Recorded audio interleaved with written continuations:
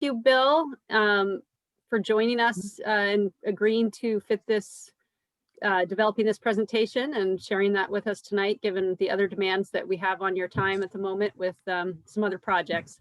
And Blaine, it is really great to have you here as the project manager for this project a couple of years ago. So Bill is the design engineer for the East Fork Hood River Enhancement Project, Habitat Enhancement Project, which was a project of the Confederated Tribes of the Warm Springs, was and is. Bill has lived in Hood River for 30 years, and in the early 1990s, he commuted from Hood River to Portland State University to obtain a master's degree in civil engineering. And he spent the last 26 years working on habitat restoration projects for Interfluve, and more recently for his own firm, Par Excellence. He generally prefers to be outdoors and appreciates the field work associated with his profession. And Bill is the proud father of 4 daughters, an avid skier, fisherman, and a home brewer. We did not know about the home brewing part, Bill. I'm glad you mentioned that. So I have not been able to do enough of that since I started my own business, but I did go spring Chinook fishing this morning. So that was kind of nice. Are we ready? Thank you, Bill. Okay, I'm going. Yeah, so as Cindy mentioned, I was design engineer for the East Fork Hood River project that was constructed in 2019. Project partners were the Warm Springs Tribe. As Cindy mentioned, they conceptualized the project, went out and got funding for design and construction. That funding came from the Bonneville Power Administration. When the project started, I was an Interfluve employee. I worked there for 23 years and started my own company. Before this went to construction, and Interfluve graciously took me on as a sub-consultant to carry the project through, and I think they did that mainly for the client, but I was a happy recipient as well. I think they wanted to have continuity of the design engineer for the Warm Springs Tribe. And I'm sure there are other partners that Blaine may know of, but these were the main partners. One partner that is evident from this slide is a local bear that was out at the project site that kindly let us intrude into his home. There's also a fairly large elk herd that spends a lot of time out to this property, and for a short time we were able to bring in this big yellow machine that you see coming through the trees and invaded the private property in the bear and elk home. But we were able to construct this project. The presentation outline, as the slide indicates, will go through site characteristics, project goals and objectives, design criteria, talk about the design, show some slides of construction and some slides outcomes. I was able to go out to the site last week and take a few photos with drones. So we'll talk about what's happened out there in the last couple of years.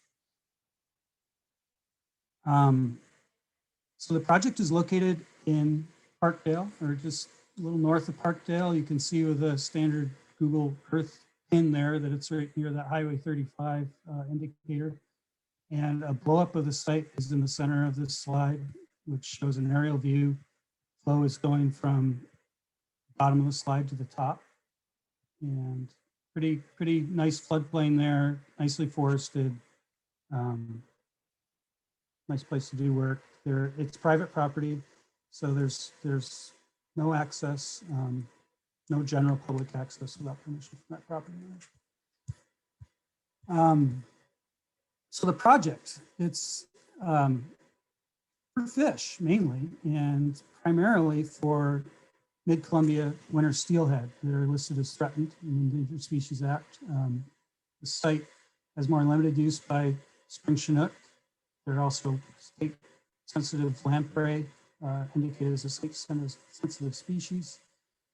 Potentially used by coho, but they unlikely to see many coho at this site. So primarily, we're really talking about steelhead benefit here. Some benefit to spring Chinook.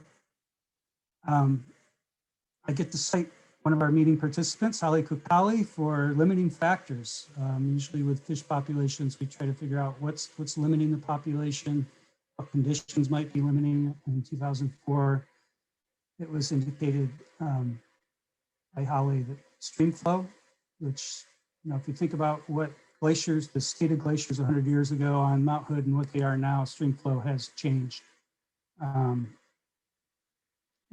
the rest of these are really associated with that stream flow and the amount of sediment that comes off of Mount Hood. Channel stability is affected by the flow of water and sediment, habitat diversity as well, key habitat quality, and there we are at sediment load again. Mount Hood is a river that moves a lot of sediment.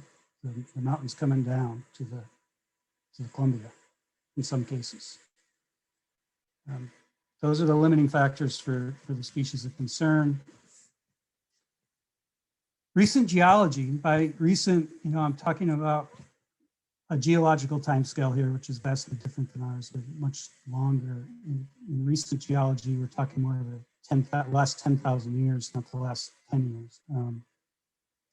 And thinking about what's happened out here in the last 10,000 years, you've had a volcano that's erupted for several times. Imagine all the snow that's on Mount Hood in a fully capped glacier melting nearly instantaneously and draining down the creeks that drain toward Hood River and coming through this valley. There was a lot of debris and a lot of energy. I tend to think of it as, dozens of like D9 dozers coming down the channel, just pushing the slurry of volcanic debris and water. And that's, if we think about geologic timescales, it's been something that's happened quite a bit over the last 10,000 years.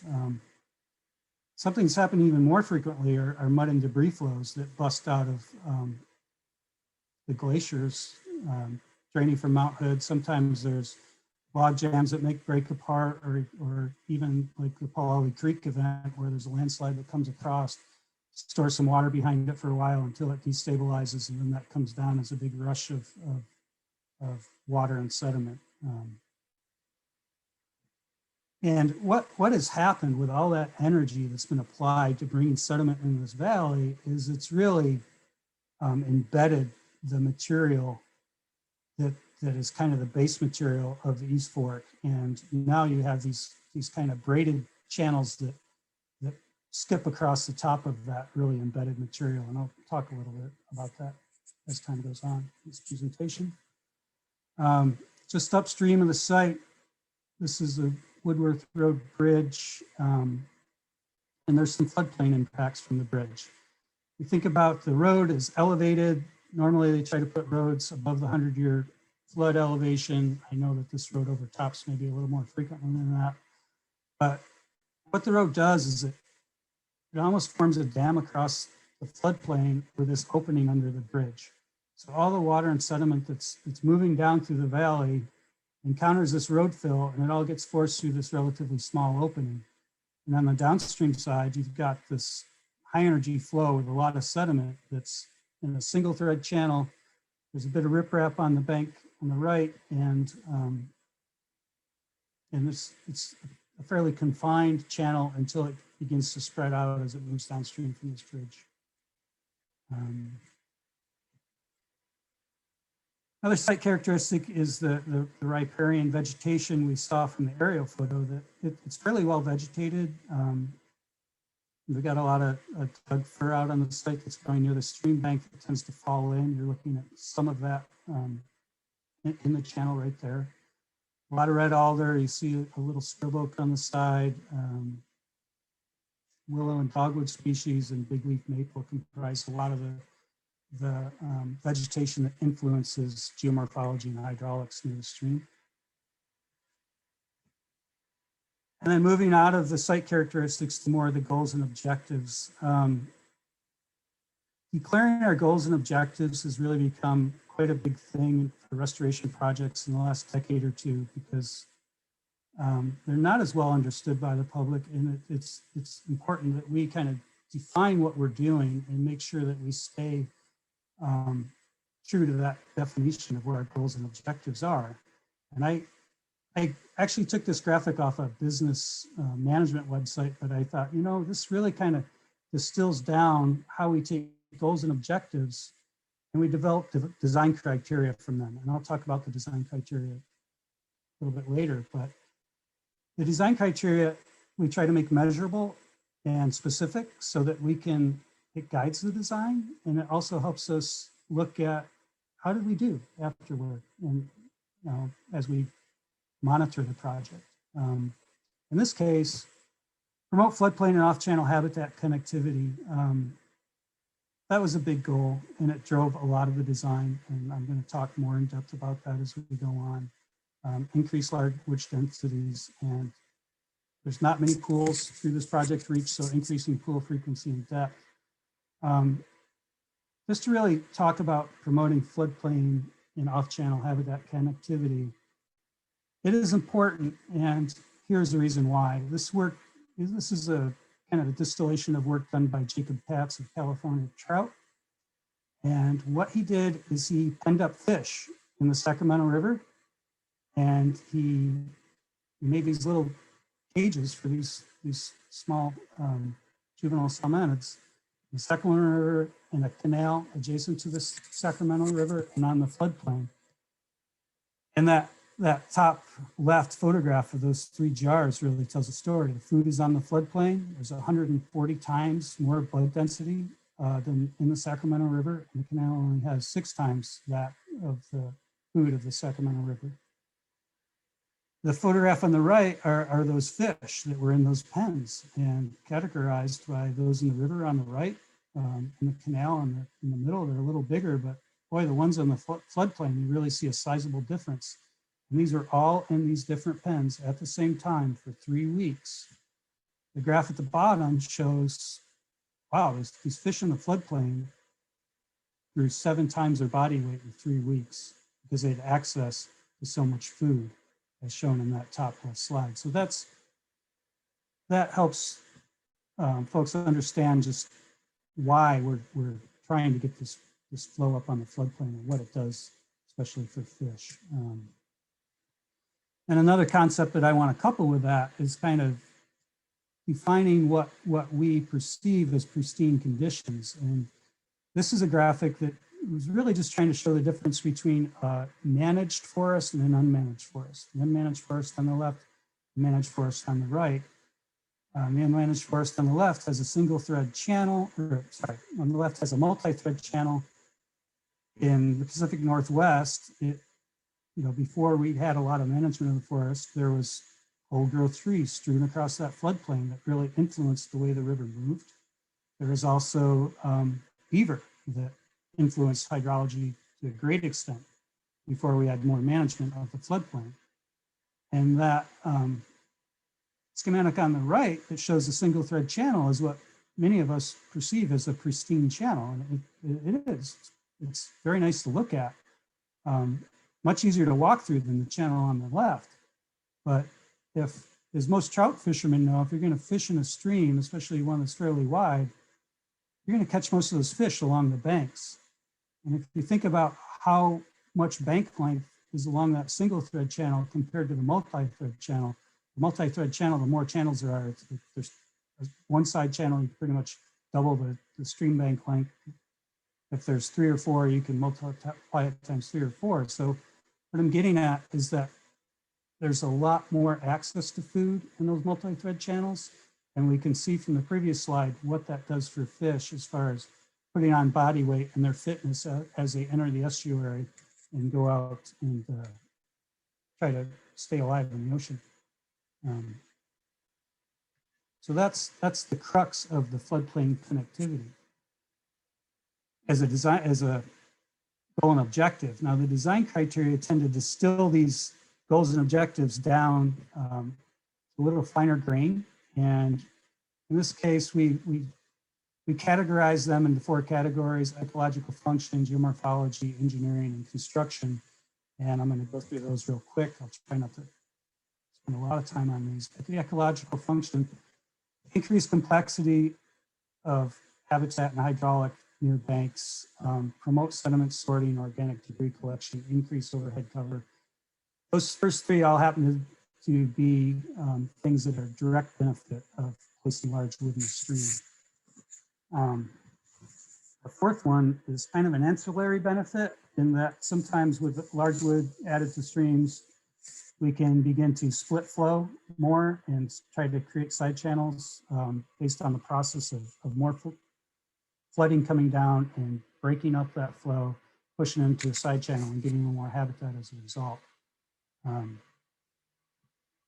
Creating pools around log structures to promote pool scour conditions that lead to self-sustaining habitat features. I want to focus on that a little bit because in some of the subsequent slides, you're going to see that some of the pools on our project did end up filling in a bit, but I want to go back first to thinking about how embedded the substrate is in the East Fork Hood River with all these lahars that have happened over, eons. And that this material is packed so tight. In fact, in one of the log jams, we have to dig a big hole. We're pumping out water. The hole is probably 6 to 8 feet deep. I'm looking at flowing water adjacent to that edge of the hole, about 3 feet away, separated by the little gravel. Normally, I'm used to seeing all this water pour in the side of that excavation from the surface water. It wasn't happening out at the East Fork. I've never seen anything like it. It was just bizarre because it's sand and gravel. Water should be flowing through that sand and gravel subsurface, and it just wasn't happening out there. And my only explanation is it's just embedded so tight. So to go back to creating pools along the log structures, we could place these log structures and wait for pools to form because that naturally happens, but we'd be waiting decades on the East Fork just because that material is so embedded. Therefore, we pre-dug scour pools that would normally form by log jams. If we were in a sand bed channel, let's say in the Midwest where Blaine is now, those scour pools would form in less than a year probably because sand is easily moved.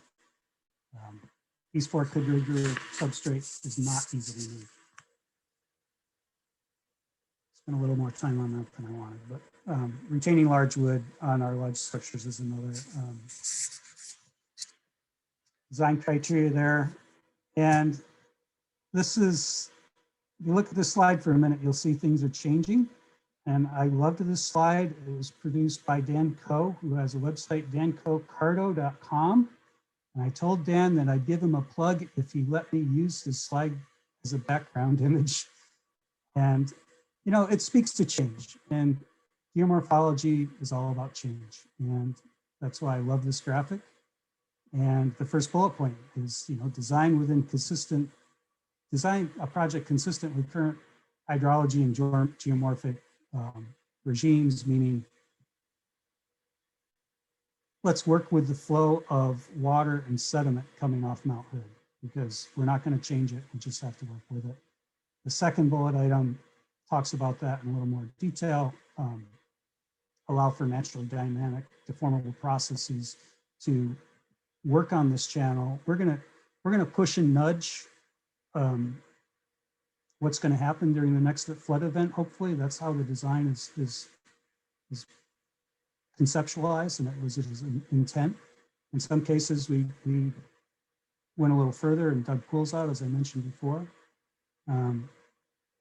The third bullet point, there's that floodplain thing again. Increased frequency, duration, magnitude of floodplain inundation.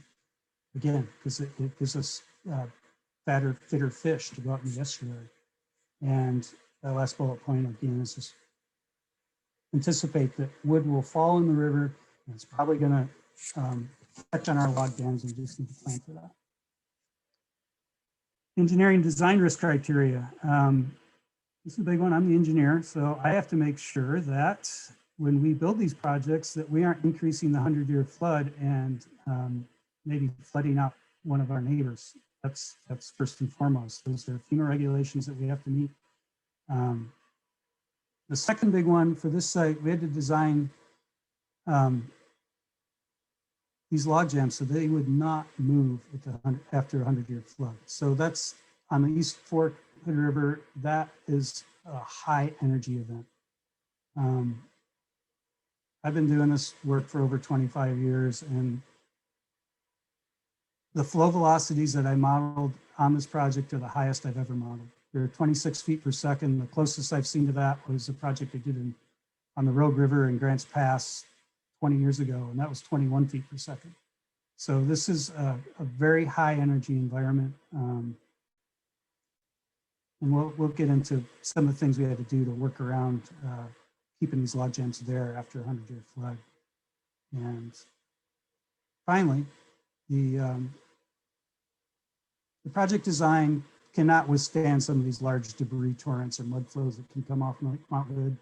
We're just stating that up front. There's no way to really anticipate those forces. And if we tried to design for that, the project would be way too expensive and probably wouldn't move forward from the blueprints that you see there in the background. Construction impacts, construction design criteria are pretty simple. Pardon me, I got to check my time now and then to make sure I'm on track. There can potentially be a lot of impact when you're bringing these big yellow machines out to a project site. So you want to align those access routes along with maybe an existing road or maybe an old side channel where there's not a lot of vegetation growing. Just try to minimize the impacts of construction equipment. And also the second one is pretty sophisticated. Make sure that the sites that you're designing, that the equipment can actually get there. Okay, here we go. Now we're in the design. There are a couple of log jams downstream of this layout that aren't shown, but I'm going to stick with this layout for a while because there's some good things to speak to here. So what you see is you've got the East Fork Hood River. It's flowing from left to right on the screen, and site A is a large wood structure, site B is another one, site C, so on and so forth. Was fortunate to be able to work with a very competent and a great person to work with. Mike Brenfeld was a geomorphologist on this project, works for Interfluve.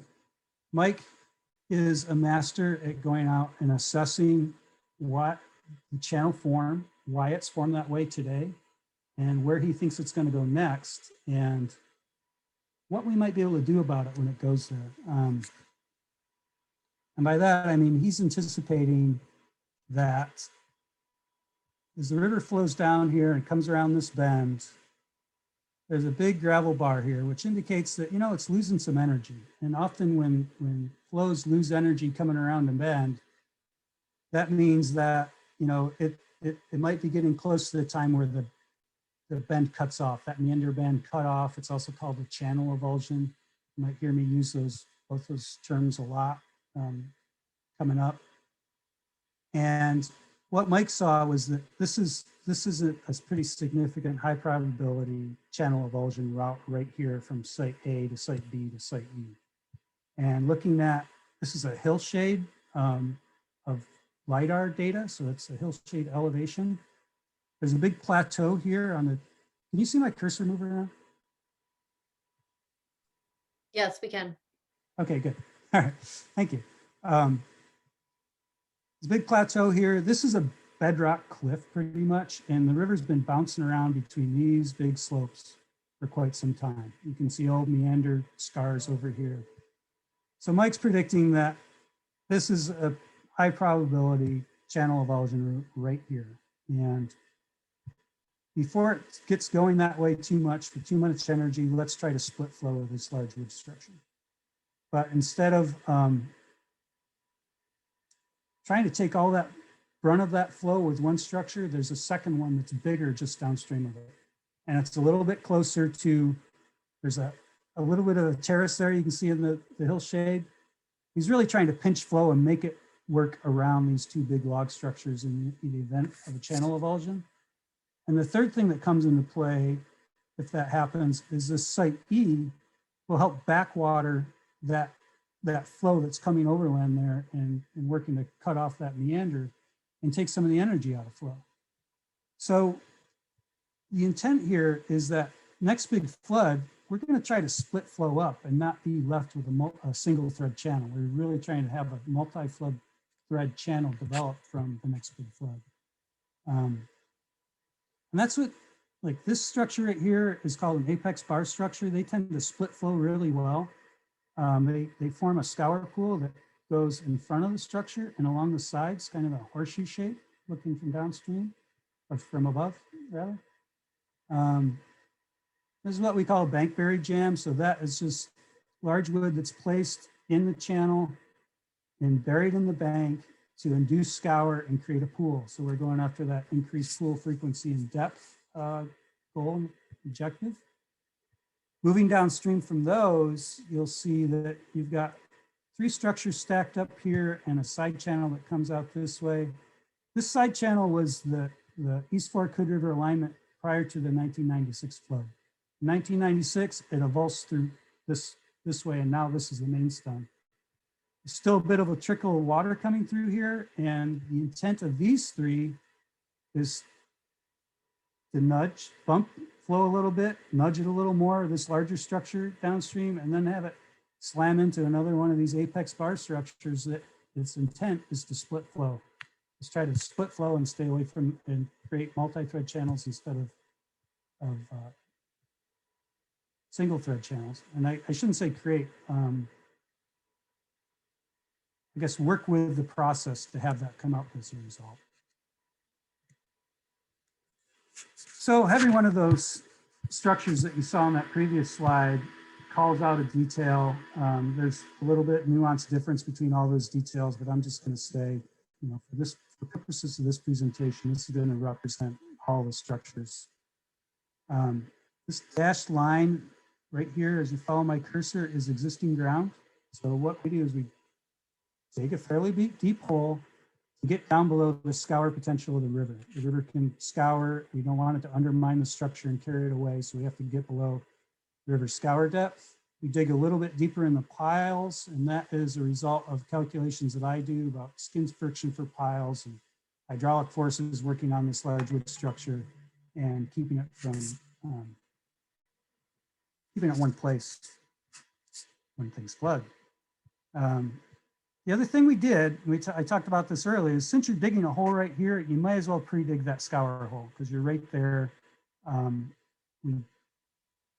It's something where instead of waiting for river processes to do it, in this case, we dug it because we have such a highly embedded system. Let's create that scour hole and get some habitat benefit right away. We put the root wads hanging over that scour pool, and then you can see a fine little orange color there. That's slash, so it's a lot of sticks, roots, whatever we can find woody debris to really provide complex cover for juvenile fish. All these scour pools will look a little different. In this case, you've got the river coming down and hitting one corner of the large wood structure, so you see that scour pool right there where the flow hits. The apex structures, they kind of slam into it from the front, and that scour pool is usually a more horseshoe shape, like I indicated before. Okay, moving on into construction. First thing we do is we begin to divert flow. And in this case, we're just pushing water from, it was flowing on both sides of this mid-channel gravel bar. This is just a sandbag dam with plastic wrapped around it. We push flow over and the work begins over here. Warm Springs Tribe came in and rescued all the fish that were in this area, put them in the clear water before the work began. You can see right there, that is a sump that's dug. Sometimes the fish rescue, we try to concentrate the fish in the pools by pumping water out. That water is always relatively dirty compared to the clean water in the stream. So we pump it out, we discharge that water on the floodplain where it all infiltrates. And that's how we deal with the turbidity, is we just use a natural filtration of the floodplain to allow that water to infiltrate. If it begins to run off to the river, it's monitored, and then the contractor either needs to move the outlet or slow down the pump. But they're not allowed to have that water go toward the river. You create access and maybe scratch your head a little bit and make sure you're in the right spot. That's what's shown there. If you know you're in the right spot, you dig that hole that I talked about. You're digging down to scour depth. And here are the contractors checking the elevation, making sure that they're hitting the elevation that they're called out on the drawings. That's not a short guy there. He's 6 feet tall, I think. So you can get an idea of how deep that hole is and how big this excavator is. This is a 90,000 pound machine. It's a very big excavator. And that's what the site required to move the rock that were bigger than this bucket in some cases, and get that highly embedded East Fork Hood River substrate out of its out of where it was. So the hole's dug, and you see the pump up there that's pumping out the hole and discharging that water to the floodplain, letting it infiltrate. And they've placed the first layer of logs in the bottom of it will be the bottom of the structure. Placed in the bottom of this pit that they've dug. And those logs are about 1.5 to 2 feet diameter, and they're about 40 feet long, just for scale. And then we begin to stack them. There's a little bit of difference between how all these are constructed, but we can just kind of lump it all in one for now and say, as we move up and as we know that we're in a spot where water is going to be starting to encounter this large wood structure, you can see the root wads come into play, and they're generally facing upstream. These provide great cover for fish, especially juveniles. They need cover to keep away from herons and raccoons. And then we have, when we add the slash, there's all this fine wooded debris that allow those fish to escape other piscivorous fish potentially, or other predators. So we get good complex cover, good escape habitat. The other thing that these root wads do is think of all the surface area that's on these root wads compared to just a cut log. And then all that surface water, there are things growing. And usually those things are things that fish will eat. So there's a little bit more food source that goes along with that more complex cover. In this case, we had pinned the logs to the piling with a threaded rebar. You can see nuts there and washers. This isn't always the most popular activity for restoration professionals, but in a river that's got this much power and with the wood that we have, it's kind of required to make one big massive unit so that it can withstand the floods that is part of our design criteria for which is that it stays there after the 100-year flood. So there you see a structure that's got the piling in it. It's pinned together. There's some paint on the piling, which is basically, this is how far that the contractor needs to backfill the structure. These structures are backfilled to above the 100-year flood elevation, and there's a technical reason for that. The technical reason, in short, is that we didn't want water flowing over the structure because that creates a lift force. And lift force it's a function of velocity squared. So if you have really high velocities like are out here, the lift force would just probably lift this thing up and take it downstream. So our solution to having it stay here for the 100-year flood is to make the flood go around it and not over it.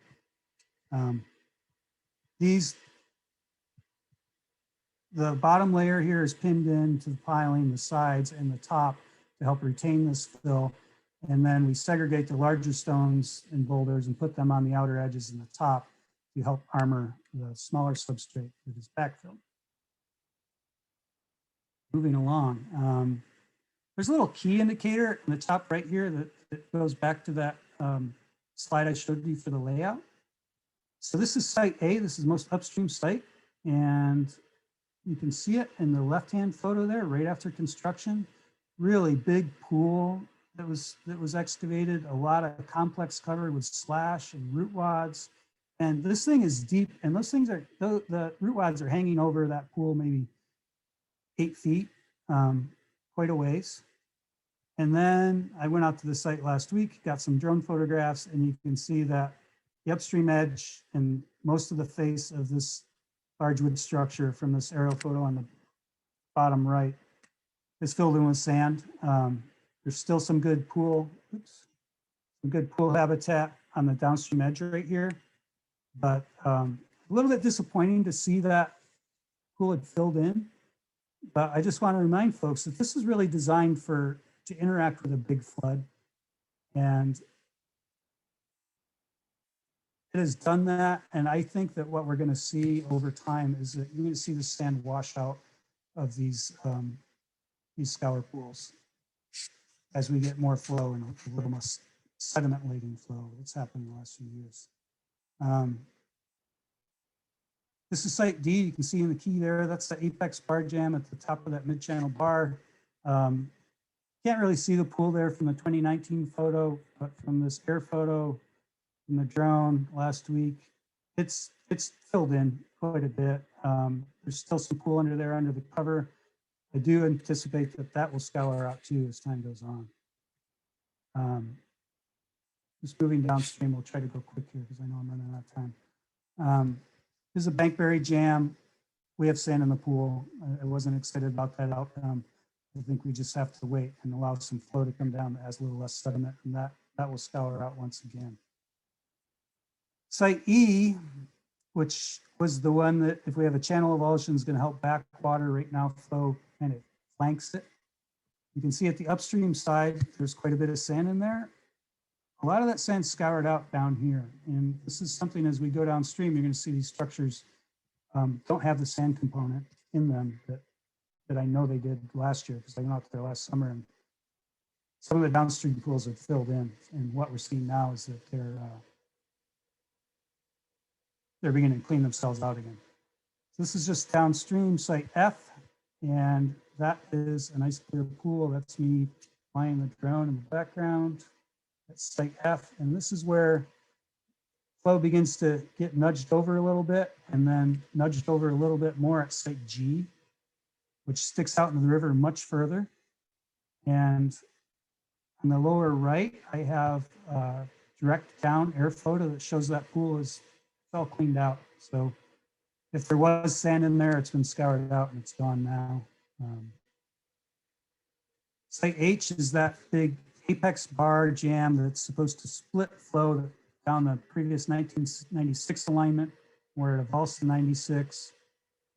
You can see from the aerial photo that I have here, site H on the bottom right, that what's happening is the inlet was upstream right there when we constructed the project. And a lot of these trees that are there, it's eroding out. It's becoming larger. These trees are beginning to fall in. They're going to rack up against that log jam. We're going to see more splitting and more flow going down that channel as the river gets to work this a little more. And now you'll notice in the top right that key is expanded a little bit to include two more downstream log jams, J and K. I was in there before, and what this aerial photo is showing is we're looking up that old 1996 alignment, and we have quite a bit more flow going in it than was going in it before this project was constructed. And sites I is further upstream, flow's coming towards you in this photograph. And site J is right here. We have great flow splits in the side channel right now, and I hope as more flow goes down the side channel that we're going to see those splits maintained by these two large wood structures. And finally, site K was most downstream. I went out there last summer and that pool was full of sediment and it's cleaned itself out since. So I think as far as these pools go, that it's just a dynamic situation, and they're gonna fill and scour is depending on how much flow and sediment is coming off the mountain. And I think as time goes on, our real design intent is we begin to see these larger magnitude floods that might try to avulse the channel that will end up with more and more multi-thread type channels. And you can see that from this aerial photo. The old 1996 alignment was on the right with some nice splits from the large wood structures. The main stem channel is on the left, and that's where it evolves to 96. And I think over time, you're going to see more water going through those channels on the right and less water through that channel on the left. And that concludes my presentation.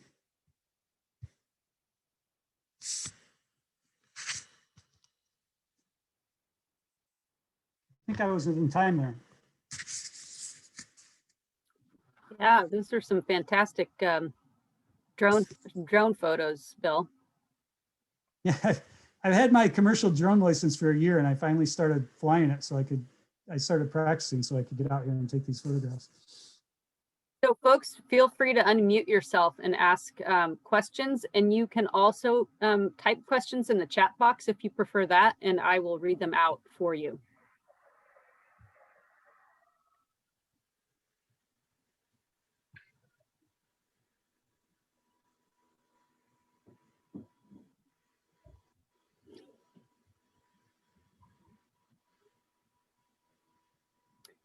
So Blaine, I'll ask a question of Blaine if you're still with us. Does this look like you were expecting?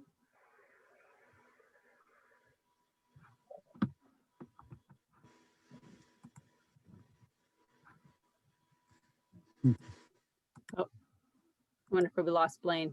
There he is. I'm here. Yeah. Oh, you are. Okay, good. It's really interesting to see how this overwintered. It doesn't sound like there was really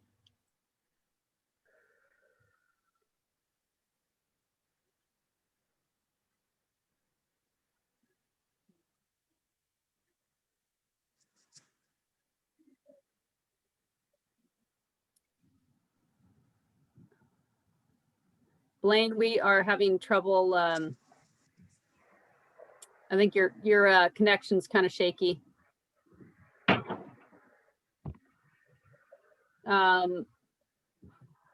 Hey, Alex, if you wouldn't mind letting Blaine know if he wants to, if his internet connection improves, he can chime back in. Or he can type in the chat box alternatively. Okay, so I do have some questions in the from folks. From Jan Kelly. Bill, how did you place the coffer walls, dams in before digging the pools and debris holders? So I guess the technical component of placing those coffer dams before digging the pools, placing the sandbags and such. Yeah, the coffer dams were mainly sandbags. Flow was low enough where we were able to get some low flow riffles and just steer flow away from where we intended to work. So it really started with those sandbags. We'd lay down the plastic, pile on the sandbags, wrap the plastic back over the top, do the fish rescue, and that's kind of how it proceeded.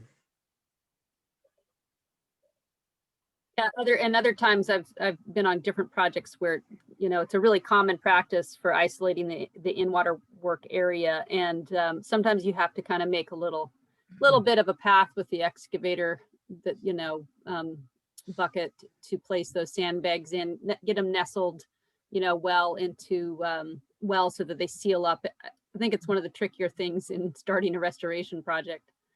I don't know if you guys had to do it here. But. Well, and that's what's interesting. There's not a lot of subsurface flow. I mean, that we saw when you're excavating a hole next to, basically right next to the channel, and you're 6 feet deep and you don't see any water pouring in the side of that excavation. That's a tightly embedded substrate. Seeing something so tight. So I don't think we're getting some flow under it, maybe right in the top armor layer of the channel bed, but doesn't seem to be a lot of flow in that environment. I've never seen anything like it. Okay, next question. How large of an area did the project, how many stream miles did the restoration project cover? Oh, linear feet, I guess, you know, is what the. I would venture a guess at 1, but it's probably shorter than that. I'm going to round up and say 1. Okay. All right, let me see. We got a lot of questions that came in. People have had time to think. Okay, and Kate Conley was wondering, has there been any fish monitoring within the project reach since construction? Ryan Gerstenberger might be able to answer that if you can't, Bill. I can't. I would imagine that would be Warm Springs or DFW that would be doing that work. And I don't know. I'm not aware of it. Yeah, there hasn't been site-specific fish stuff for that reach. We don't do a ton of that. ODFW has their smolt monitoring in and out of the basin, but we typically don't do specific fish surveys for like a restoration project like that. We have some presence absence stuff around, but that part of the East Fork's actually really challenging to do like juvenile fish surveys because it's turbid in the summer when you would normally do snorkeling or electrofishing. So that wasn't ever part of our monitoring. You can roll right into answering the next question, Ryan, because the follow-up was from Ian saying, if you could talk about what the monitoring for the project is, the project effectiveness monitoring. Have you gotten familiar with that at all? I'm not habitat super monitoring? familiar. Yeah. We typically have, and if Blaine was still on, he could probably speak to it really well, but There he is again. He got back with us. okay. But my understanding is, you have a pre-project monitoring and some increments after, maybe like a year, maybe 5 years after. And that's not like fish use. That's more like physical habitat. So you're seeing, doing pebble counts for substrate, you're doing cross sections, in the channel to see if it's scoured or filled, and it's that kind of stuff. That's the pre and post project monitoring that would happen. And I can't remember where we are in that kind of schedule for project monitoring on that off the top of my head, but it'll happen over time. Do you remember? It's been a long time. Yeah, typically, like what Ryan was saying, that's very accurate. We do a pre-longitudinal survey looking at physical habitat. We do that the year before or the year of the project, and then generally in years 2 and 5 to follow up just to see, are we increasing number of pools within the reach? Is the river spreading out? Is there a multi-thread channel now? Looking at substrates, see if we're reducing energies within the stream channel, allowing smaller spawning gravels to fall out in pool tail outs and whatnot. So generally years 2 and 5, and then also after a larger event, if we're interested to see how that may have affected the stream channel. And I think there's some photo points too, right, Blaine? Correct. Yes. Okay, so Chuck Haney had a question about sort of the frequency of significant fish population limiting events. So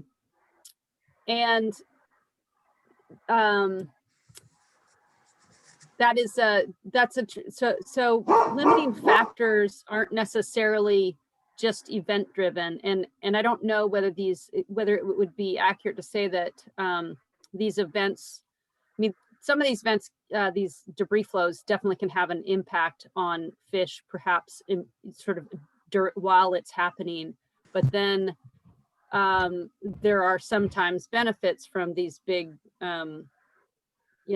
events where there's movement of substrate and redistribution of substrate and wood, interaction with the floodplain. So it's not always a negative for sort of some of these big events. It's not always a negative for fish.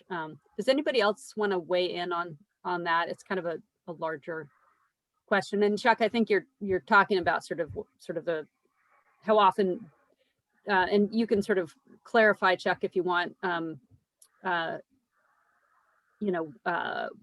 Are you talking about debris flows and how often those are happening?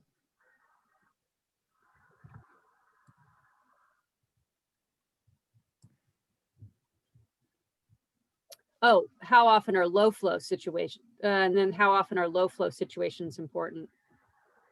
Well, every summer, low flow is a concern. So I would say every summer, you know, in this area, and Blaine and Ryan and anybody else chime in, because it is downstream of an irrigation diversion. So there are lower flows in the summer down here. And so one of the things that the partners in the basin have been working on for a long time and are continuing to work on is improving efficiency in irrigation in order to make ag more resilient, but also to leave more water in the streams for fish. And so some years, I mean, it's you know, how often do we have droughts? When it's a drought, that it's even more intense in terms of the low flow impact on fish. But really every year in this reach downstream of the irrigation diversion, it's challenging for fish in late summer. Okay, and so Dick Iverson asked, when the next sizable debris flow descends the East Fork, and it will, would it be advisable to just leave naturally formed log jams in place and allow nature to take its course? So like so I think you meaning, so if those debris flows leave log jams or create log jams, are you asking whether it's best to just leave them?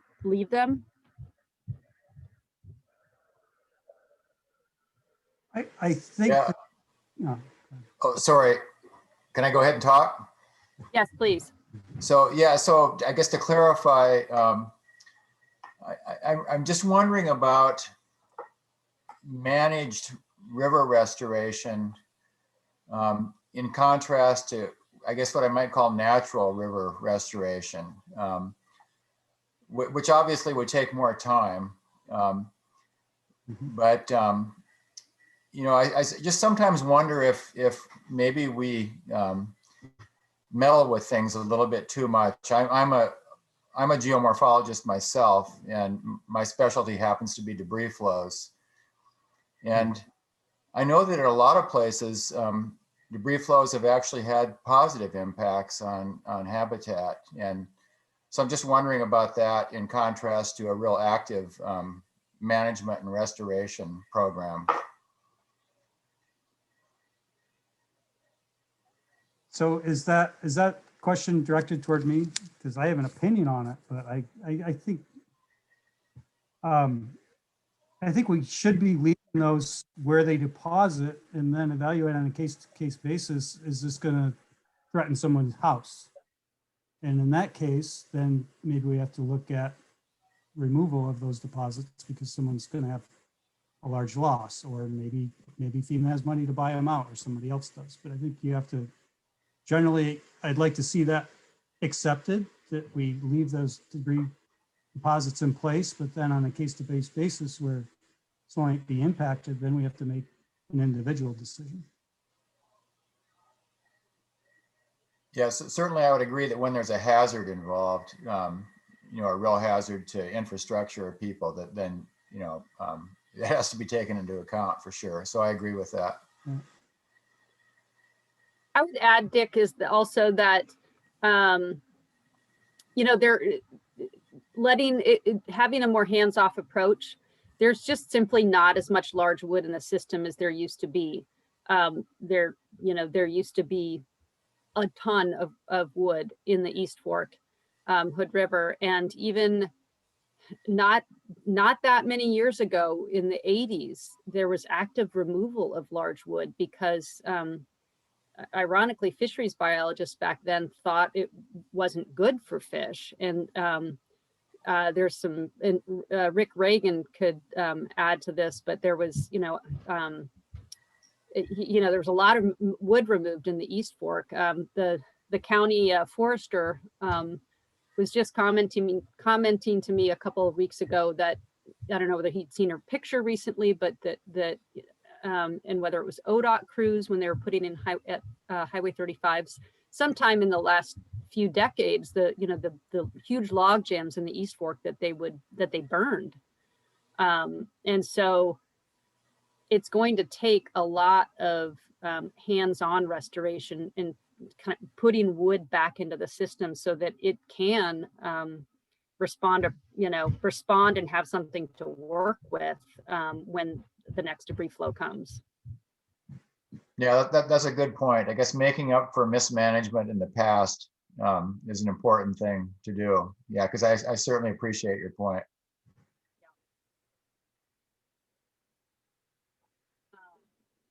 Reagan, did you have any other insight to share on the East Fork? I know that you did a lot of work on it when you Well, were. no, I agree with what you were saying. There was salvage operations up and down the river for years, and I think the last one that I know of any real size was in the late 70s. But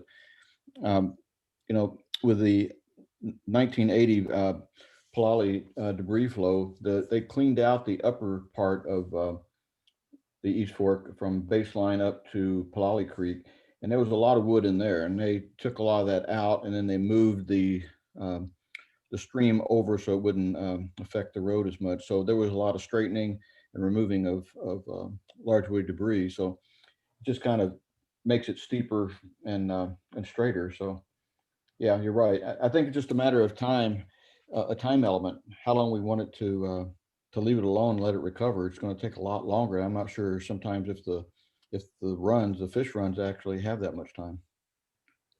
So Yeah, totally. And when you look at I've been looking at all of the data recently because of the action plan development, and the recovery plans, the ODF&W recovery plan calls for 50 more miles of in-stream wood placement in the Hood River watershed. And so that is actually a target in this upcoming action plan that I'll be talking about next month. Okay, Brian Nakamura had a question about winter flow levels post-project. And we were just talking about this at the beginning as we were waiting for people to come on. Does anybody remember? I thought that the first winter, the winter of 2019, 2020 was not a lot of high flow in that, last winter. But this winter we had some pretty decent flows, and I thought we were close to between a 10 and 15 year event on the Hood River there at Tucker. I thought I remembered that it got up to 13,000, around 13,000 back in that, I can't even remember which month it was. Does anybody else remember where it was?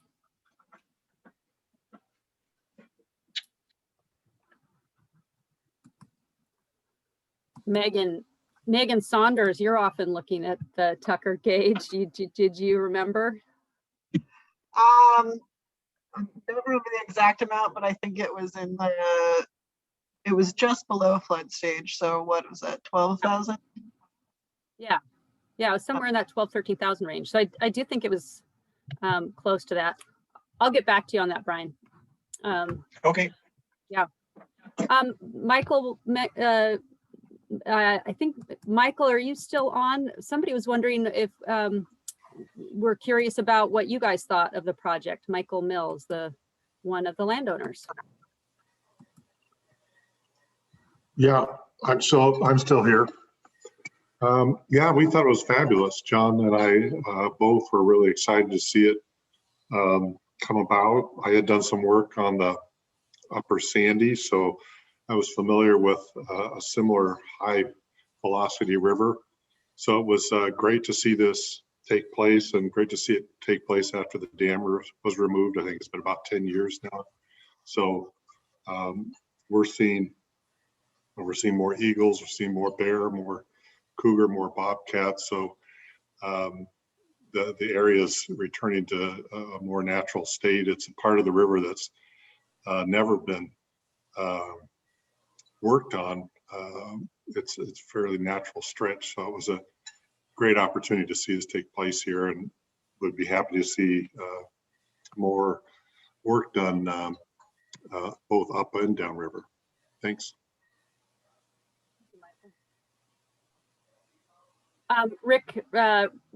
Reagan had a question to Bill. Any thoughts on increasing the roughness of the main channel to help decrease velocities?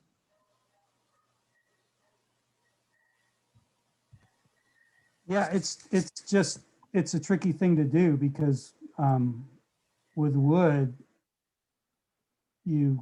it's hard to keep it there. Basically, you'd have to strap a bunch of boulders to that wood to create a roughness element in the middle of that channel. And what you see from our design is what we have is we've kind of caged a bunch of rocks within a wooden structure, because that's the only thing that we can keep there during these flood events that will withstand a 100-year flood. And that lift component that I talked about really comes into play, so much so that we just had to raise the elevation of these structures so high that the lift force couldn't kick in. So if we had really large boulders, I suppose we could increase roughness that way. That's one way that we could do it. It's just very difficult to get in the first place and transport and put in the creek. So I don't know what a roughness element would be in this channel if it weren't rock or a large piece of wood. Tree's not going to withstand it. Well, I was just thinking of maybe more types of structures like what you've designed, except more along the edges to kind of give it some balance to back and forth. Yeah. I mean, it'd be great to see, even on this site, more large wood structures, but pretty soon we end up having to address a budget and coming within a budget a lot of times. And that's what we ran into here as well. Oh, yeah. Future projects. I'm all for it. I love doing this work. I like to think that we're not forcing it on the landscape, that we're trying to work with the natural processes and have an outcome that's more desirable for fish populations and hopefully for us people living around the river. Thanks. I think we look forward to getting to see more and more of these projects over the next, in the coming years. Yeah. Any more questions out there? So as Alex mentioned at the beginning, we will record this, this has been recorded, and we will post it to our website sometime in the next week. So if you want to share it with a friend or, catch part of it again, you can do so. Cindy, got a quick question of Bill. What were the project costs? Good question. Oh, you're muted, Bill. There we go. I recall that the construction contract was around $350,000. There was wood donated by the Forest Service and by the Warm Springs Tribe. That our design cost for interfluve,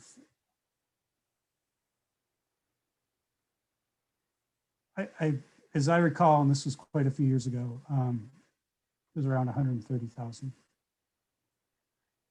So the accuracy of that last figure is questionable because it was at least 5 years ago.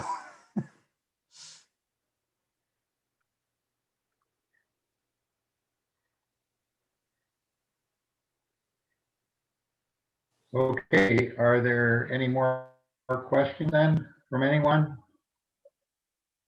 I think if people want to unmute, we could give a round of applause for Bill.